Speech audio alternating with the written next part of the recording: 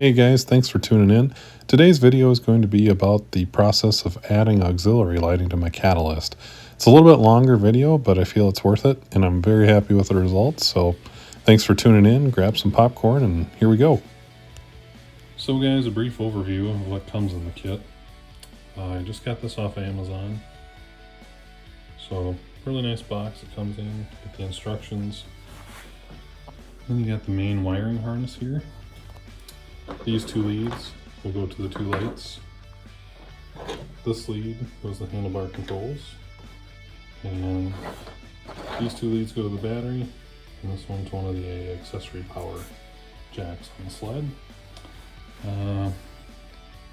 I'd recommended to have both Torx and Allen bits with you. You'll encounter a lot of screws that need that. And you can just see the rest of the tools I've been using so far. And here's where we have the catalyst at the moment.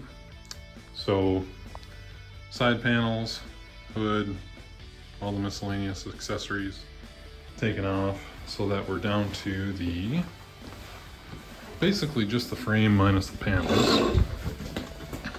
And what I've done here is mounted the lights so far, and you'll see that they come with a bracket that grips any circular surface. I've got the Evo bumper on this, and this bend, or this part of the bumper here, is not round.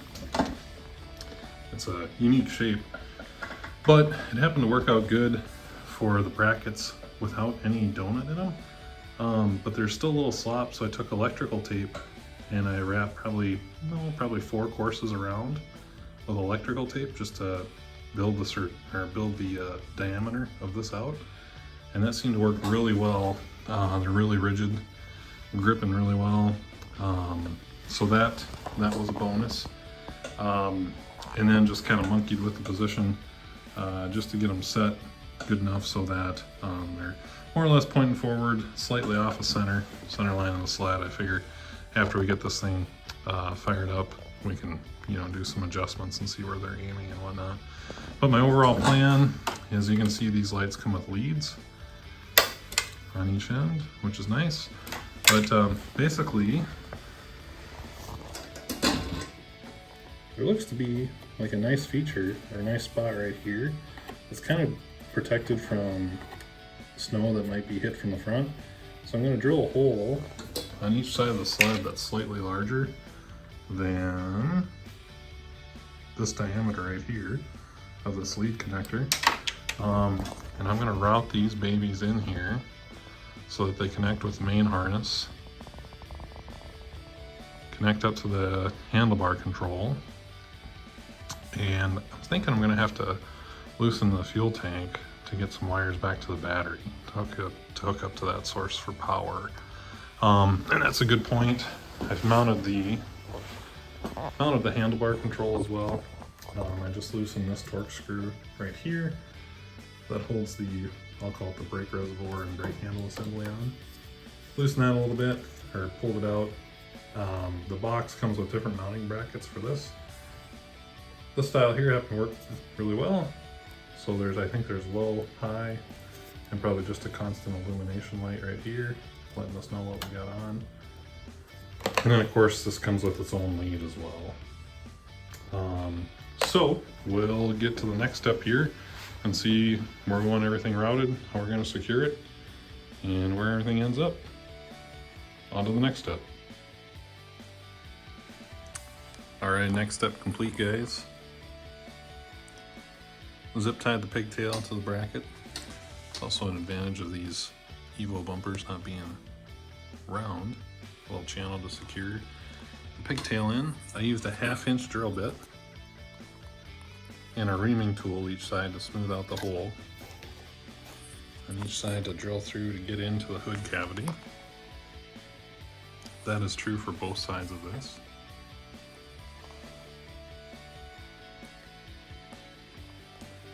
I figure after everything is done, we make sure this works, I'll come back with some black silicone. We'll plug the rest of that gap just so it's not a snow intrusion.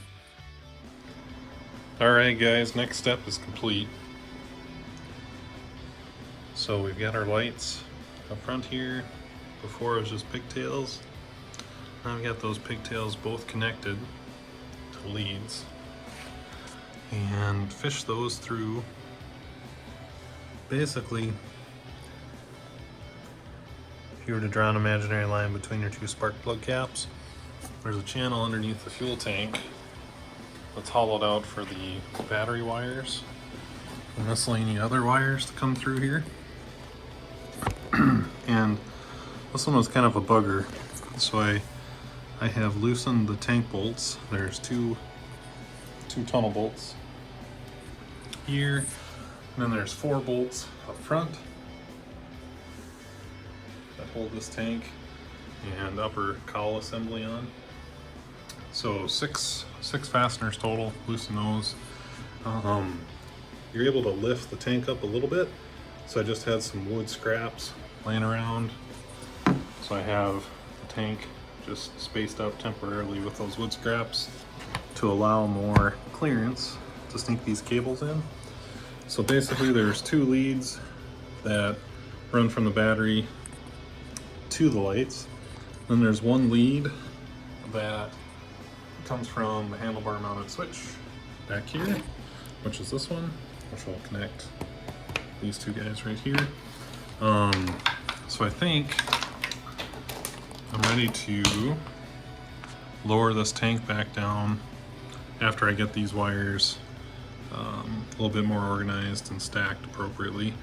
But then I'm hoping this auxiliary wire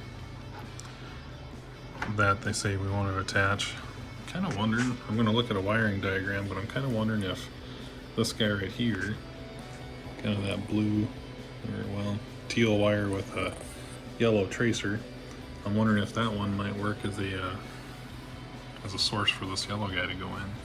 But we'll focus on that in the next step. This one, we're just going to start putting stuff back, re-anchoring the fuel tank, and move on to the next one. But hopefully you guys have better luck than I did. But boy, I spent quite a little time trying to get these cables fished in here, because the fuel tank is kind of shoehorned for the upper spars of the chassis, and you can lift it up a little bit, but can't really lift it back. And anyway, but it is doable. So, okay, next step coming up. All right, guys, so going back on my second clip, this auxiliary wire, this yellow one here, I actually didn't tap it into that wire that comes right off the battery. I looked at a wiring diagram, said that was hand warmers, etc. So I thought, you know what, I'm just gonna tap it in. It's up front here where I know there's some 12-volt accessory wires that are ignition based. So they only provide power once ignition's on. One of them's right here. This is so of course your belt drive, footwell. One of them's right here. Decided not to use that one, but instead up here by your fuse box and your main wiring harness, there's one from the factory here as well. That's more of a traditional style 2-prong.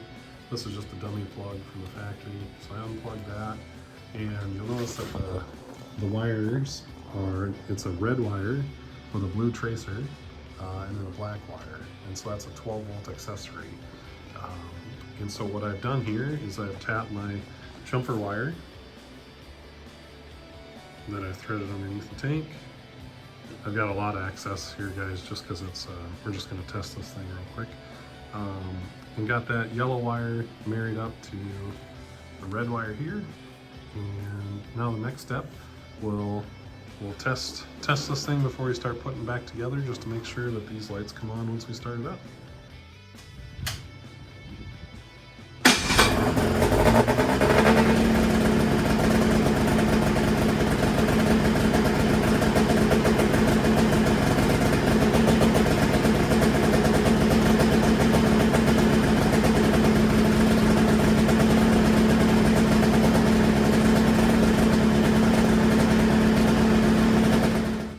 Well, guys, that initial test seemed to work really well. Enough so that I think I'm going to start buttoning stuff back up and get final routing for the wiring determined, lower the fuel tank back to its factory position. Yeah, and kind of tie everything up nice in a knot. It's just nice to have that initial check done before you waste a half hour or something putting this thing all back together to find out it doesn't work. So next up will be a time lapse of me putting this thing back together, and then we'll do another recap on any little detail things that I think need to be addressed. So here we go.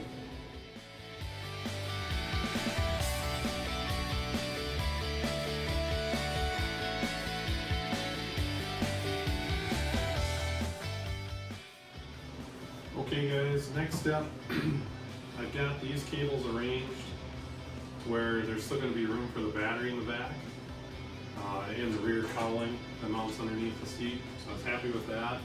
We've got the wires chased underneath the, we'll call it the culvert in the fuel tank. The pathway leads from battery location to, I'll say the engine bay. And I lowered the tank down. And so now the tank is back on the tunnel, if you will. And so my next step will be attaching these two nuts that are on the two studs that are mounted to the tunnel. And then there's four other attachment points. Be two lowers and two uppers. And the two uppers double as holding this upper cowl assembly on. So that'll be your next step, is get all 6 of those attachment points done back up.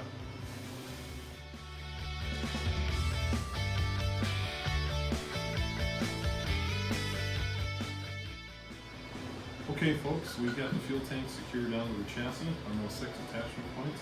Next area we're going to tackle is the battery compartment and the cowling and all the accessories that go with it. We'll make sure that the battery seats itself properly in here and that all this extra wiring that we've added also has a home. Once that's secure and being appropriate, then we'll move towards the front of the sled, tackle the excess wire, get that anchored, secured, and ready for trail use. Let's get after it.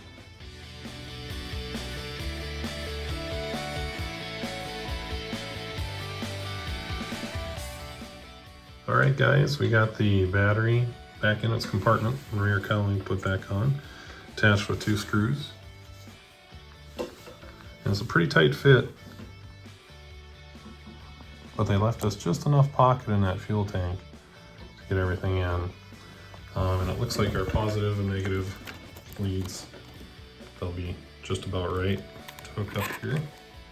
So that'll be good. I won't hook them up until we're all situated up front. So with that being said, we'll tackle that area next. Guys, in this clip here, I'm basically taking the wiring for the lights and the switch and just securing it to anything and everything I can so that nothing's bouncing around, everything's nice and tight. And that way you don't have to worry about problems down the road. So zip ties are your friend. Alright guys, up in the front engine bay, I just got done tapping into the 12 volt power supply. And use some heat shrink to mend my splice. And the yellow wire is the wire that routes itself all the way back to the battery compartment. And basically just had it tapped into the 12 volt accessory source, follow down the upper spar. It does a U-turn and then follows the main wiring harness back. Goes right against the mag side of the rightmost cylinder, underneath the jack shaft, and then underneath the fuel tank after that. So that's how I chose to route that. So I think we're just about done. The only other thing I have to do is just properly splice the yellow wire back into here. And I think we're ready to start putting panels back together. Alright guys, we got the battery connected and all the leads. And then I just used some heat shrink tubing right here to connect our 12 volt auxiliary wire into the mix. And it looks like there's just enough room here, like we were saying earlier. It's going to be snug. This is an area, guys, come this spring, assuming I get some riding in here yet this winter. This is an area I'm going to check just to make sure that this transformer for the lights isn't rubbing into the tank. So that's my only concern at the moment, but I think it's good enough right now to give it the old college try, make sure everything's going okay. But with that, let's start putting some panels back on this thing. Alright guys, panel's back on, clearance looks good, positioning looks good. Very happy with how it turned out. I'm also happy with how the detail turned out with the light pigtails chasing back in underneath the hood. Went to Napa, grabbed some rubber grommets and fuel line and plugged that gap quite nicely. Alright guys, it's nighttime, so good chance to get these lights aligned. So what you'll see in this next step is aligning the left to right side so that they're balanced, but then also vertically so that they complement the stock headlight assembly, both low and high beams, which they do a very nice job of. Alright guys, here's a breakdown of the lighting. First up we have the factory low beam. Then we have the auxiliary low beam added. Then we have the auxiliary high beam. And then we're going to add the factory high beam. And then we'll deduct each one in the reverse order. And you can see what a difference that auxiliary lighting is making.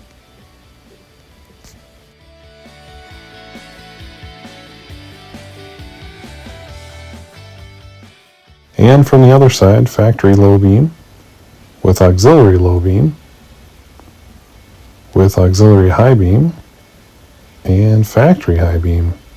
And you can just see how much more light is available to you. And I just love how this thing is presenting itself. Well, that's an end of this video, guys, so thank you so much for watching. Please like and subscribe if you'd like to see more content like this. And let's all hope for a little bit more snow so I can actually get this thing out and test it on the trails and get you guys a real world report. So, hope you guys are having a great day wherever you're tuning in from, and we'll catch you on the next vid. Thanks.